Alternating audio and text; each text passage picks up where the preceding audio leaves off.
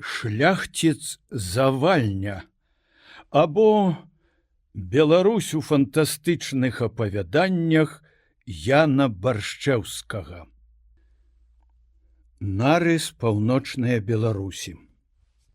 Той, хто падарожнічае з поўначы ў бок Беларусі, бачыць перад сабою велізарныя вёскі накшталт мястэчак, белыя мураваныя цэрквы і камяніцы двароў, шырокія засеяныя палі, сям-там невялічкія хваёвыя бары або бярозавыя гаі, чуе не раз працяглы і гучны спеў селяніна, які далёка, наколькі сягае вока, разносіцца па палях або пералятае горы і даліны з мелодыяй пастухоўскага ражка.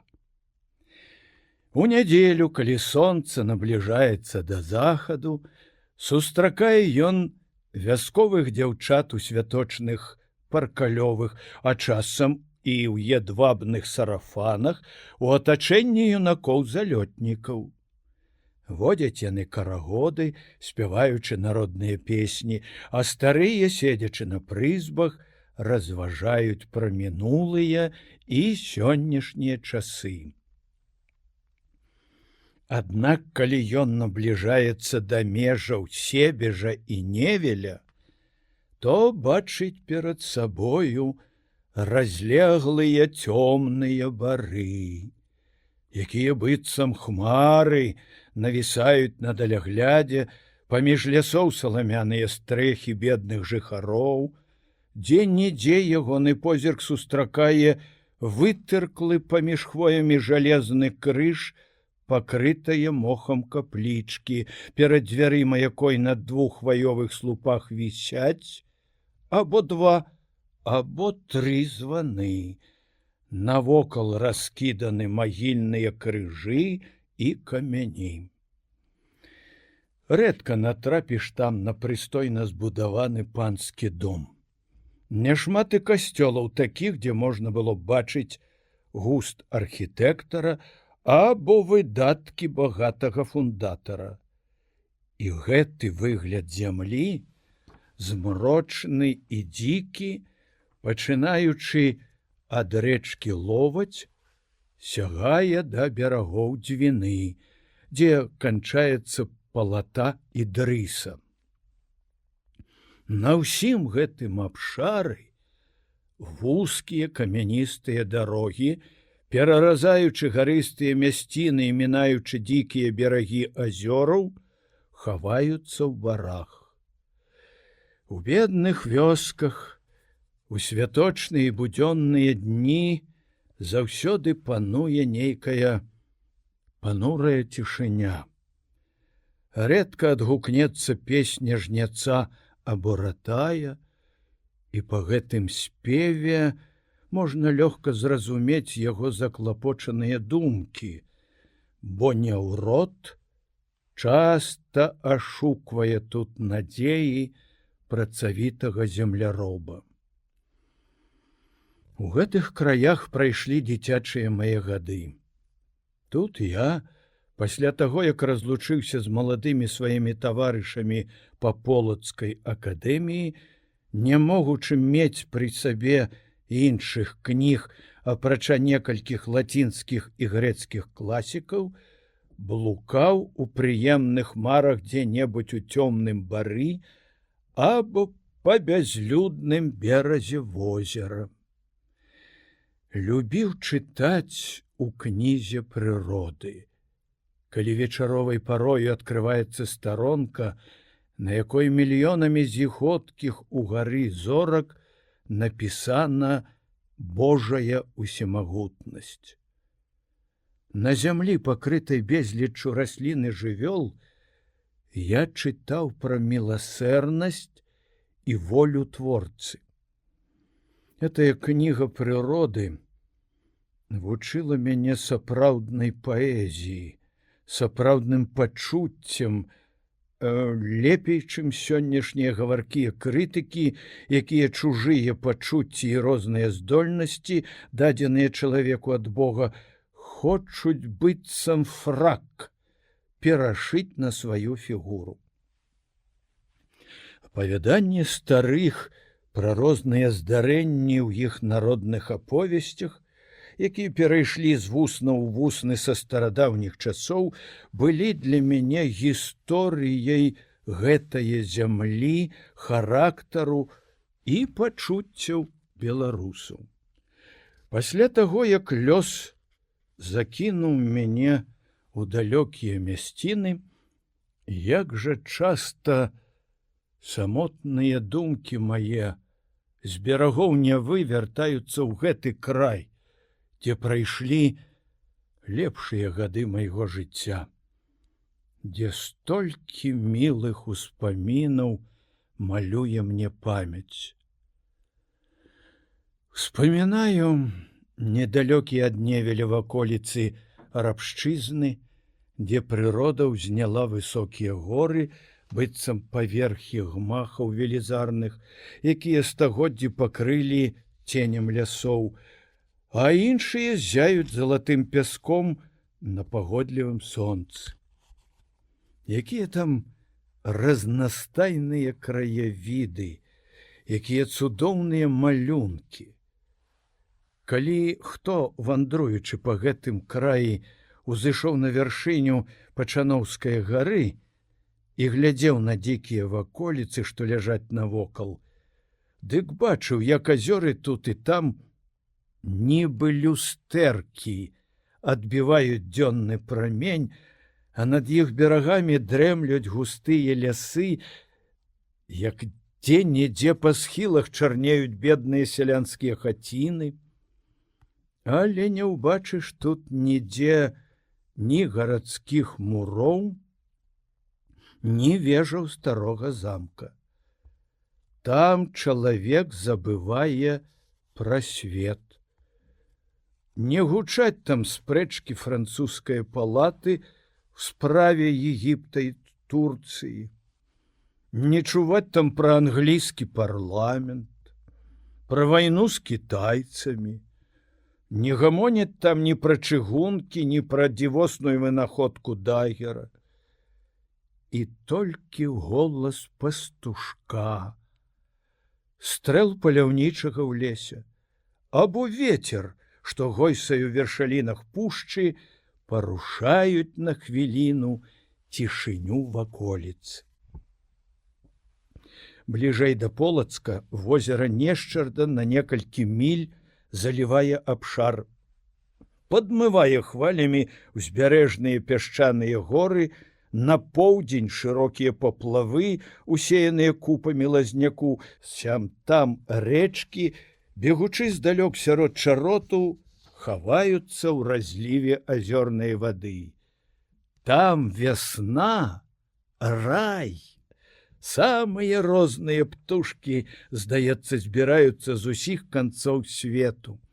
Тысячы розных меладычных, дзікіх і чуллівых галасоў адгукаюцца над вадою, па лугах і лясах. Енк зязюлі, пошчак салаўёў, голас бугая ў чароце, рэзкія крыкі качак. Гэтая дзівосная суладнасць і гэты канцэрт прыроды пераносілі мае ўяўленне ў нейкі чарадзейны край.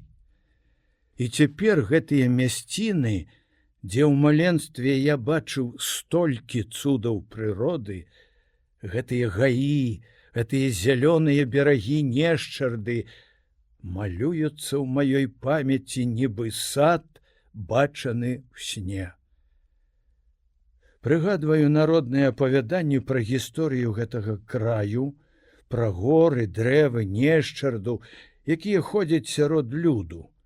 І хоць у ягоных апавяданнях цяжка знайсці поўную праўду, аднак можна бачыць нейкі след мінуўшчыны гэтага краю, бо яшчэ дагэтуль у некаторых мясцінах можна назіраць валы, узнятыя чалавечаю рукою. Это бясспрэчна сляды ваенных дзеянняў, пра якія не ўспамінаў аніводзін гісторык. Часам погляд сустракае курганы, пакрытыя лесам. Можа, у ценю шумлівых хвояў спачывае там які-небудзь ваяўнік, імя якога даўно забытае.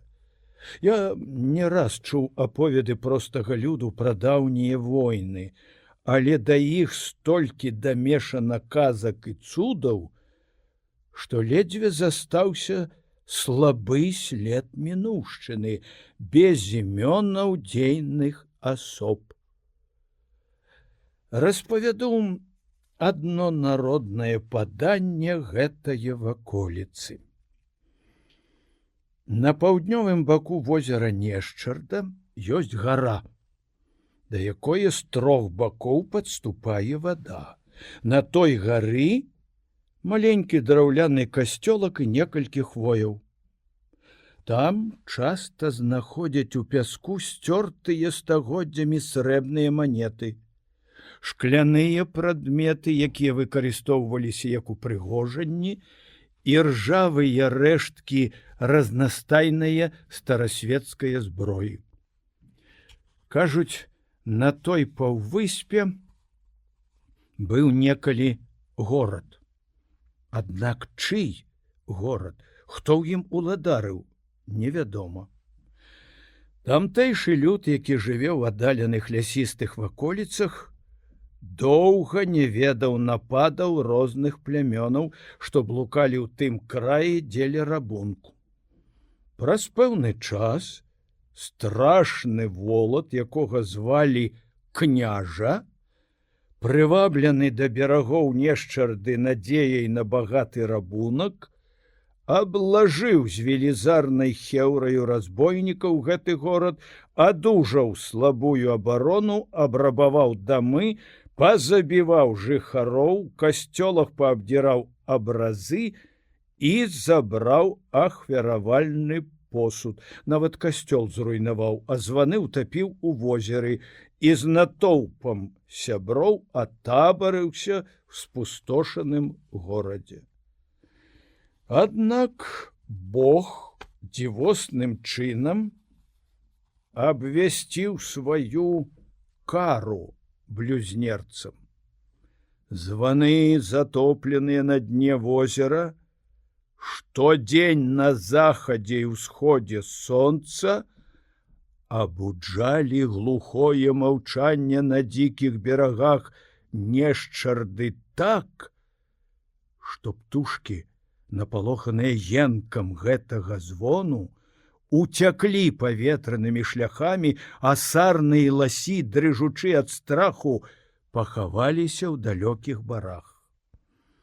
Апоўначы лятала чума, падобная да чорнага шара, і дзе яна дакранулася да сцяны, з гэтага дому ўжо ніхто не выходзіў жывы, і такім чынам вымерла ўся дружына княжа. Сам ён, перапалоханы, пакінуўшы ўсе багацці, закапаныя ў гары, уцёк з некалькімі сябрукамі, але недалёка за возерам яго напаткала смерць. Народ і зараз паказвае аграмадны курган, які называецца магілай княжа. Шмат і іншых паданняў кружыць у тым краі сярод простага люду. У многіх з іх згадваюцца гістарычныя выпадкі. Іншыя ж болей плён фантазіі ды меланхалічнага духу, што вызначае жыхара гэтых дзікіх і лясістых ваколіц. Ад прыроды ён здольны да жвавае думкі, уяўленне яго стварае дзіўныя малюнкі. Асобныя з тамтэйшых народных паданняў я перадаў у баладах, змешчаных у 3 томіках альманаха «Незабудка», а менавіта дзявочая крыніца, якая знаходзіцца на поўнач ад горада Полацка, схаваная ў ценю ад вечных лясоў. дзве бярозы, якія цяпер яшчэ люд паказвае непадалёку ад берагоў возера Шэвіна. Курганы, русалка, узятая з песні чараўніцы, якая, сумуючы па сваім каханым, спявае: «Гусанькі, лябёданькі, скіньце мне по пёрачку, я з вами полечу». Бываюць тут часамі ў нядзелю кірмашы. Люд збіраецца з навакольных вёсак у касцёл. Там на могілках можна бачыць сцэны, якія наводзяць на душу смутак. Вось удава з малымі дзецьмі ля драўлянага крыжа, які стаіць над магілаю яе мужа. А там сірата над магілаю бацькоў выказваюць сваю журбу голасам, які раздзірае сэрца. Калі хто наблізіцца да іх і падслухае іхнія словы, яны зайздросцяць мёртвым. І гэтыя слёзныя скаргі, здаецца, працялі б і каменныя грудзі. Пасля набажэнства ўсе збіраюцца ў адным месцы, дзе-небудзь паблізу карчмы. Тут з'яўляецца некалькі жыткоў са стужкамі, іголкамі і рознымі блішчастымі аздобамі для строяў. Падае голас адмысловая беларуская дуда.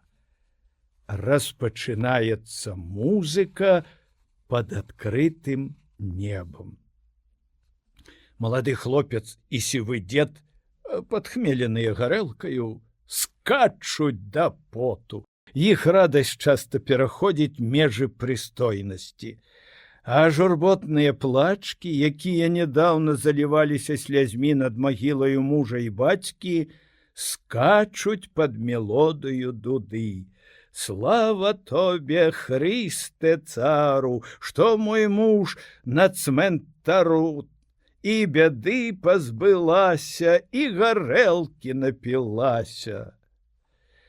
Або таксама: «Калі ж тая серада прайшла, як не еўшы на прыгон пашла, весь дзень жала не лянілася, злому войту пакланілася, а цяпер жа ні о чом тужыць, і войт п'яны у карчме ляжыць».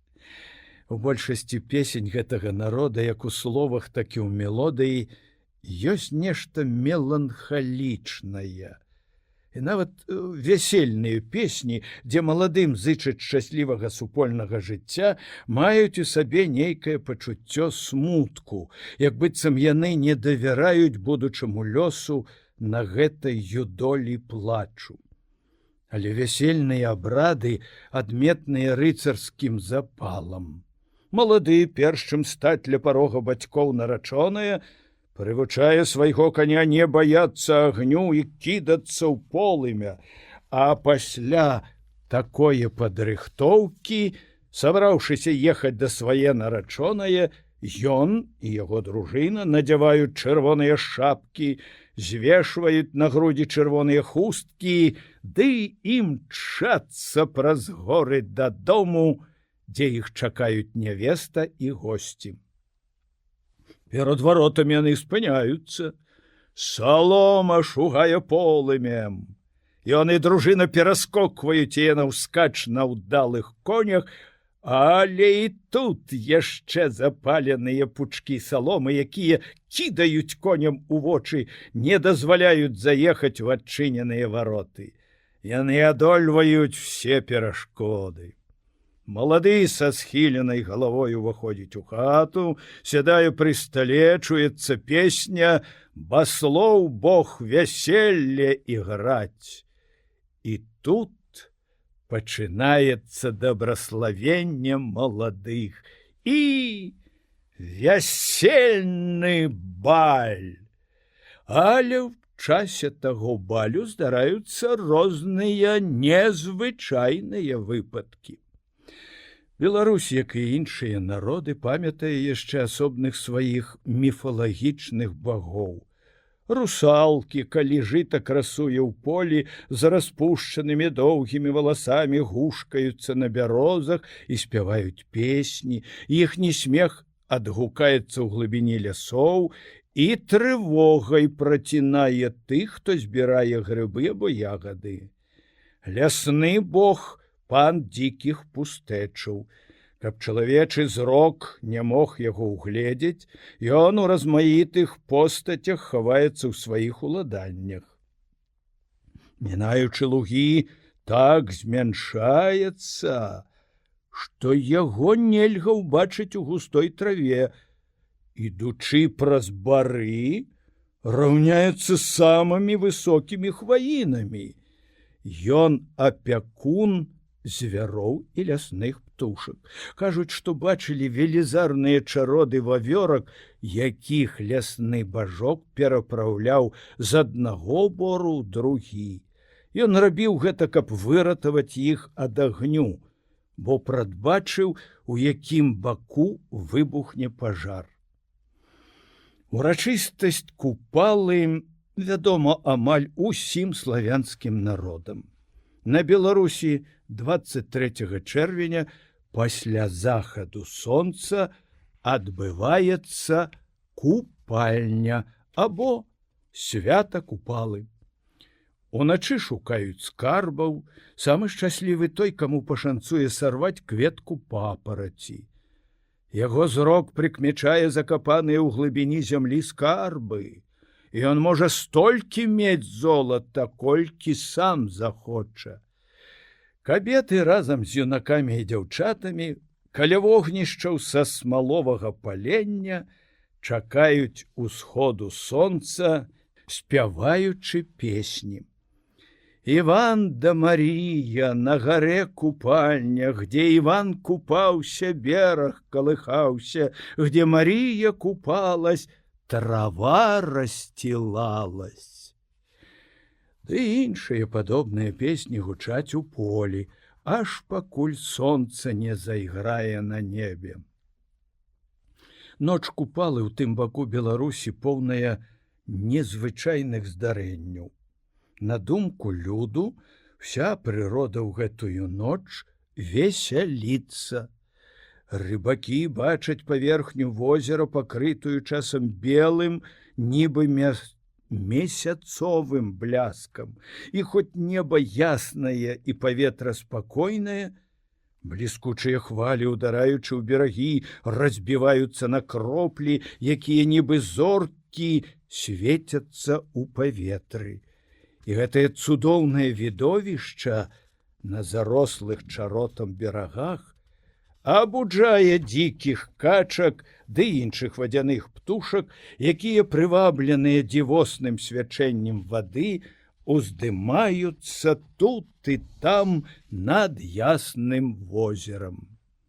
Дрэвы ў лесе таксама могуць пераходзіць з аднаго месца на другое. Шумам сваіх галін яны размаўляюць паміж сабою, апавядаюць, што нехта, блукаючы гэтай ноччу ў лесе, знайшоў кветку папараці і бачыў не толькі скарбы, схаваныя ў зямлі, але і незвычайныя дзівы ў прыродзе. Разумеў гаворку кожнага стварэння, чуў, як дубы сыходзяцца з розных мясцін і, зрабіўшы кола, гамоняць шолахам галін, прыгадваючы быццам старыя ваяры свае гераічныя ўчынкі і даўнія заслугі. Ліпы і бярозы, збіраючыся там, хваліліся сваёй прыгажосцю. Сярод іх былі некаторыя, нібыта госці суседніх садоў, класічна падстрыжаныя і выпрастаныя. Тыя гаманілі пра залётнасць дваровых дзяўчат і свавольства панічоў, сведкамі якога яны не раз былі. А гэтыя крыўдныя размовы з пагардаю слухалі задуменныя хвоі і яліны. Ён бачыў вербы, якія, стоячы над рэчкай, узіраючыся ў вадзяное люстэрка, пыталіся адна ў аднае, што якой да твару. І гэтыя цуды дзеюцца ажно да ўсходу сонца. Усход сонца пасля гэтай бяссоннай урачыстае ночы таксама бывае крыху асаблівы. Натоўп люду, што весяліцца ў полі, канчае песні ды танцы і моўчкі скіроўвае вочы да неба, нібы паглядае на сцэну, дзе ўверсе на палаючай прасторы даля гляду павінна з'явіцца штосьці незвычайнае. Узыходзіць сонца, уздымаецца над гарамі ды лясамі, і на вачах усяго люду рассыпаецца ў небе на дробныя зіхатлівыя зорачкі, зноў збягаецца ў адзін агністы шар, яго акружае безліч вясёлкавых колаў, і ён мігціць, круцячыся вакол свае восі. Гэтая праява паўтараецца некалькі разоў, і такім чынам сонца грае штогод 24 чэрвеня. Апрача згаданых цудаў ёсць яшчэ, як мяркуюць жыхары таго краю, чароўныя зёлкі. Разрыў трава можа дзівосна ўздзейнічаць на жалеза, разрывае нібыта замкі, крушыць кайданы вязняў. Калі каса натыкнецца на яе на лузе ў час сенакосу, дык расколецца на некалькі частак. Пералёт трава або лятучая зёлка. Расказваюць пра яе, што яна мае здольнасць пераносіцца з месца на месца, яе вясёлкавых колераў кветка надзвычай жывая і прыгожая, а ў сваім палёце ноччу блішчыць быццам зорачка. Шчаслівы, хто яе сарве, бо не зазнае ён перашкодаў у сваім жыцці. Усе яго жаданні неадкладна здзейсняцца, і гэтая зёлка шчасця. Людзі, марачы пра шчасце на гэтай зямлі, малююць яго ў розных вобразах. Грэкі і рымляне верылі ў сляпую фартуну, што, круцячы вечнае кола, уздымае людзей пад аблокі і зноў апускае ў бяздонне. Беларускі народ уявіў сабе нейкая лятучая зёлка, гонячыся за якім не адзін збіўся з дарогі і не вярнуўся да свае роднае хаты. І я, шукаючы яе далёка, пакінуў родную старонку, дзе прайшлі самыя прыемныя дні майго жыцця. І цяпер у паўночнай сталіцы, паглядаючы на тэатр вялікага свету, чытаю кнігу, што часам смешыць, часам прымушае ліць слёзы. І гэта кніга чалавечых сэрцаў і характараў. Край мой, дзе горы паўсталі ўзнёсла, край сініх вод чаратамі зарослых, пушчаў, дзе ў голлі хаваецца сонца. Колькі прыгадак ты будзеш штодзённа, промнях вясновых, у барвах зялёных ты мне з'яўляешся казкай бясконцай. Згадваю сумную песню ратая, ці пастуха, што папростаму грае, часам, калі у лясах ля азёраў з кобзаю рэха гамоніць паўторам, ці калі люд пасля дзённае працы гучна спяшае ля хаты сабрацца, чуючы мяккі палон прахалоды, слухаць ад старца сівога прыгоды прашчураў слынных, асілкаў, герояў. Слава і дзіва паданне старое, што аж ад продкаў па бацькавым краі з вёскі да вёскі вандруе, блукае. Шляхціц Завальня. Дзядзька мой пан Завальня, досыць заможны шляхціц на Загродзе. Жыў у паўночным і дзікім баку Беларусі. Яго сядзіба стаяла ў чароўнай мясціне, на поўнач, паблізу жылля Нешчарда, велізарнае возера накшталт марской затокі. Калі ўсходзіцца вецер, ад возера плыве роўны шум, і відаць праз вакно, як пакрытыя пенаю хвалі падымаюць угору і зноў кідаюць уніз рыбацкія лодкі. На поўдзень нізіны зелянеюць кустамі лазы, дзе-нідзе ўзгоркі, парослыя бярозамі і ліпамі, на захад разлогія лугавіны, і рэчка бяжыць з усходу, пераразаючы гэтыя ваколіцы, уліваецца ў Нешчарду.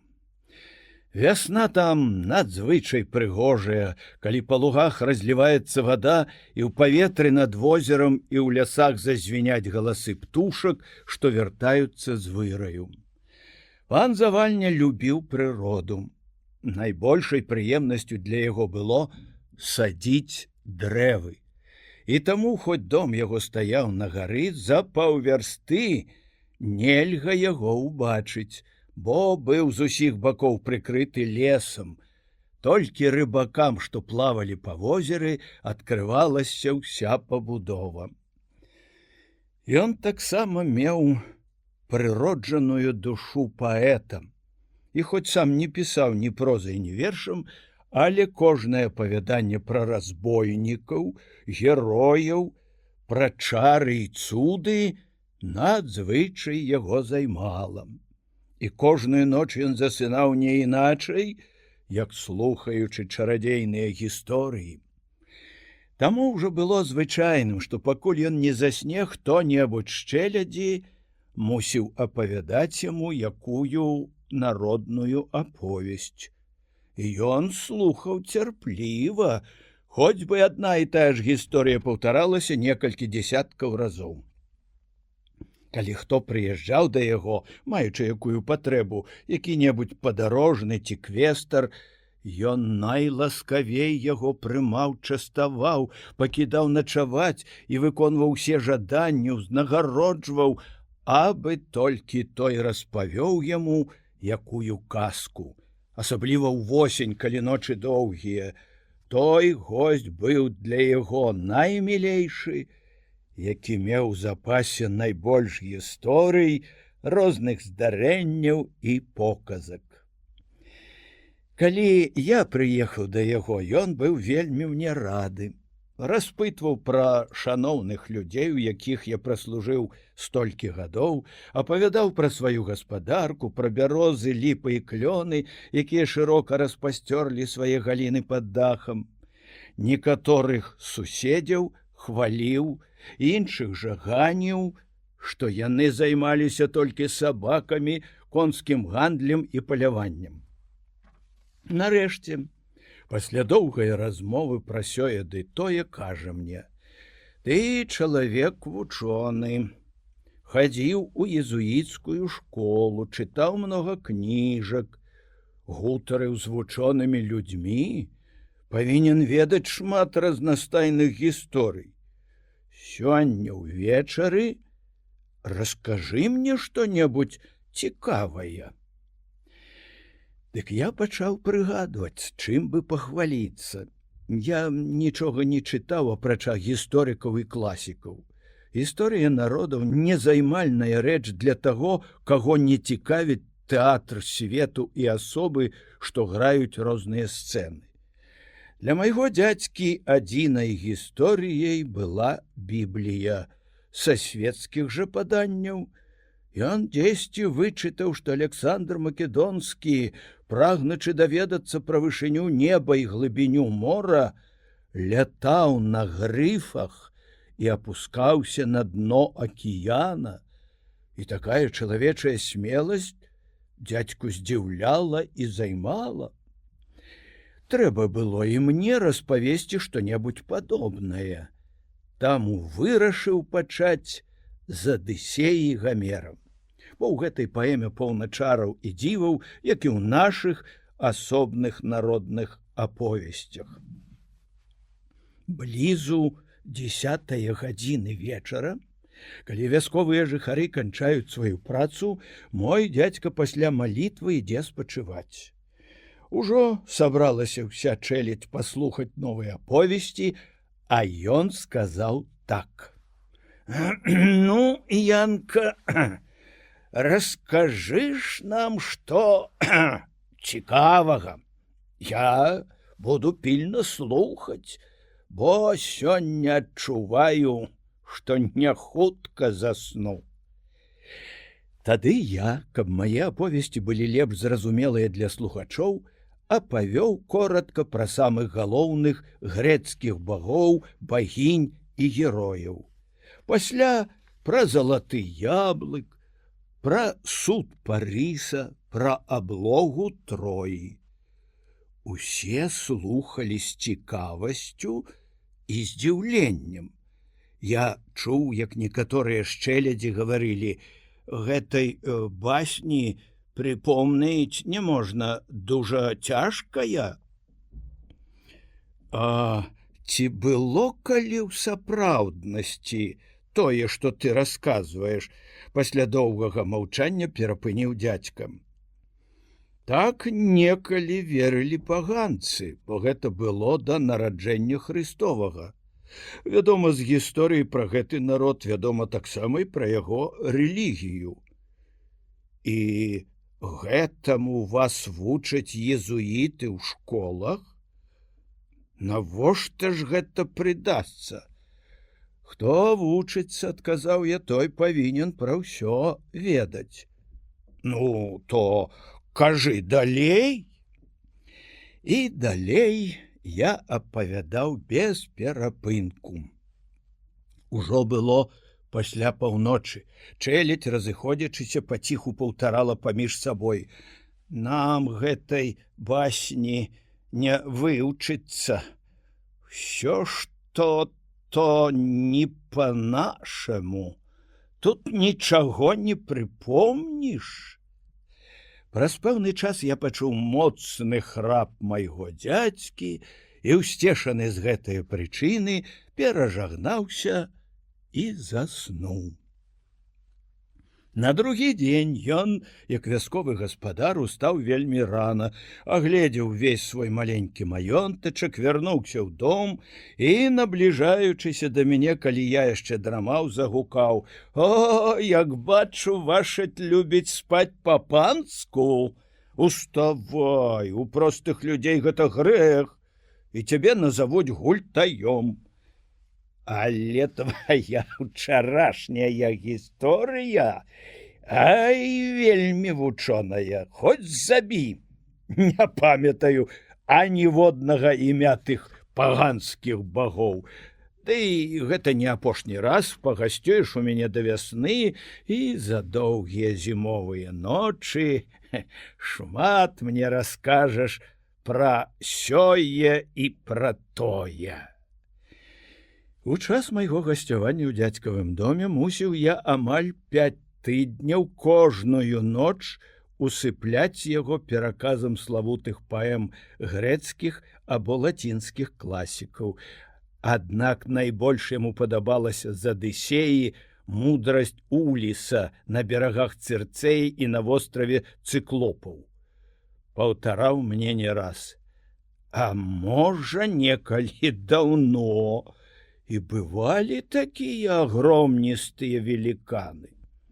Толькі дзіўна, што з адным вокам на лбе. Але ж і хітрун гэты Уліс напаіў, выкалаў вока і выехаў на баране, а?» Не мог таксама ён забыць 6-ю песню з Вергілія, дзе Эней увайшоў у пекла. Паўтараў некалькі разоў такія словы: Хоць ён быў і паганін, ды якое шляхетнае пачуццё і прывязанасць да бацькі ісці ў такое небяспечнае месца. Але якая ў іх дзіўная вера. У нас душачкі збавёныя ідуць у неба, а яны сабе прыдумалі нябеснае валадарства. Так глыбока пад зямлёй. Дзіўная рэч. Аднаго разу, размаўляючы са мною, запытаўся ён, ці даўно я быў у Полацку. Амаль год не меў нагоду быць у гэтым горадзе. Калі надарыцца там быць, добра было б даведацца ад ксяндзоў езуітаў, як вучацца мае Стась і Юзік. О, не кепска быць чалавекам вучоным. От як вашаць апавядаеш з розных кніжак, таго невук і ў сне не ўбачыць. Ай, добра ўсё ведаць. Я, быўшы ў Полацку, і мая нябожчыца жонка, вечная ёй памяць, прасілі ксяндза прэфекта, каб не шкадавалі розгаў. Розгаю дух святы дзетак біць радзіць, розга аніяк здароўю не вадзіць. Это цудоўныя вершы. Розга вучыць розуму і веры. Сёй той з нашых панічоў, якіх песцяць у бацькоў, толькі бавіцца з коньмі і сабакамі. А прыйдзе які ў касцёл, дык нават не перажагнаецца. Якая ўцеха бацькам, толькі кара Божая. Ужо былі першыя дні лістапада, самотны, седзячы ля вакна, я слухаў завыванне асенніх вятроў і пошум бярозды клёнаў, якія густа ўздымаліся над дахам. Віхор круціў па двары жоўтае лісце і ўзнімаў яго ўгору. Усюды глуха, толькі зрэдку забрэша сабака, калі ідзе мінак або пакажацца з лесу звер.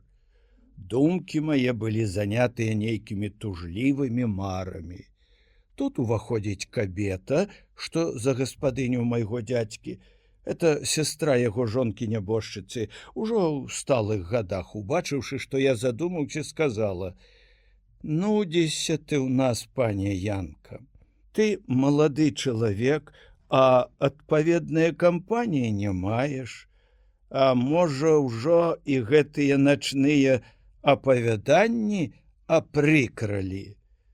Крышку патрывай. Як толькі замерзне нешчарда, паўз гэты фальварак праз возера будзе вялікая дарога. О, тады пан Завальня запросіць да сябе шмат гасцей, каб апавядалі, што каму заманяцца». Прайшло некалькі дзён, яснымі і пагодлівымі начамі заіскрыліся маразы. Заснула возера пад тоўстай лядовай глыбай, пасыпаўся снег з аблокаў, і ўжо зіма.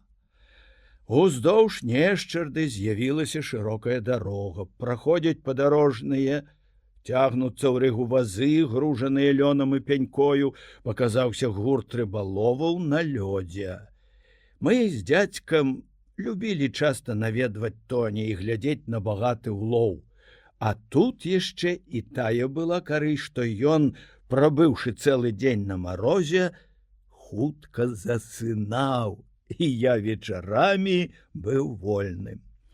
Да таго ж мы часцей мелі і заезджых гасцей, перад якімі дзядзька вельмі хваліў мяне і езуіцкія навукі, кажучы, што чуў ад мяне шмат новых і такіх разумных аповесцей, што і запомніць цяжка. Быў і я рады гасцям, бо сёй той з іх заступаў маё месца, і мне ўжо было прыемней слухаць, чым гаварыць. Вечар быў цёмны, неба пакрыта хмарамі, нідзе ніводныя зоркі, падаў густы снег. Раптам пачынае дзьмуць паўночны вецер, навокал страшная бура і завіруха, вокны засыпала снегам, за сцяною завылі сумным голасам віхуры, быццам над магілаю прыроды. За адзін крок вока нічога не бачыць.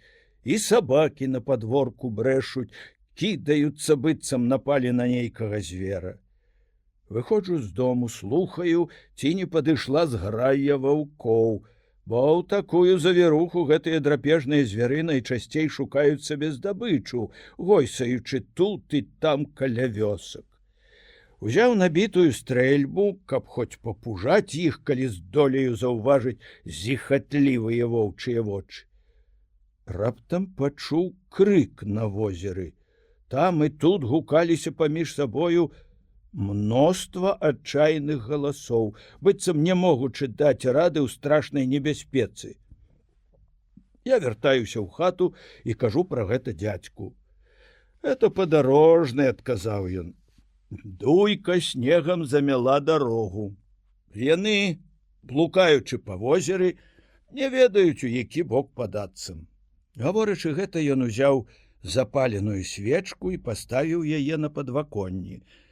Пан Завальня меў звычай рабіць гэта кожную завейную ноч ужо таму, што жыла ў ягоным хрысціянскім сэрцы любоў да бліжняга, і ён рады быў заўсёды гасцям, каб з імі пагаварыць і паслухаць іхнія гісторыі. Падарожныя, што заблукалі, заўважыўшы з возера агонь у вакне, цешыліся, як мараходы, змучаныя марскімі хвалямі, калі ўгледзяць здалёк сярод начное цямрэчы святло партовага ліхтара. І з'язджаліся ўсе да сядзібы майго дзядзькі, быццам да прыдарожнай карчмы, каб пагрэцца і даць адпачынак коням. Вецер не сціхаў, дом акружалі нібы высокія валы, снежныя сумёты, сярод шуму буры чуваць рыпенне снегу пад нагружанымі вазамі, стукаюць у зачыненыя вароты і крычаць: «Рандар! Рандар! Адчыні вароты! Ах ці якая мяцеліца! Са ўсём перазяблі, і коні прысталі, чуць цягнуць! Рандар, Рандар, адчыні вароты!» На гэты крык выходзіць парабак, незадаволены, што трэба ісці па глыбокім снезе. «Пагадзіце, адчыню! Чаго вы крычыце? Тут не Рандар жывець, а пан Завальня!» «Ах, паночык!» — думалі, што гэта сам гаспадар. «Пусці нас пераначаваць. Ноч цёмная, нічаго не відна, і дарогу так замяло, што найти не можна. А ці ўмееце сказкі ды прыказкі?» «Да ўжо ж, як-небудзь скажем, калі толькі будзе ласка панская».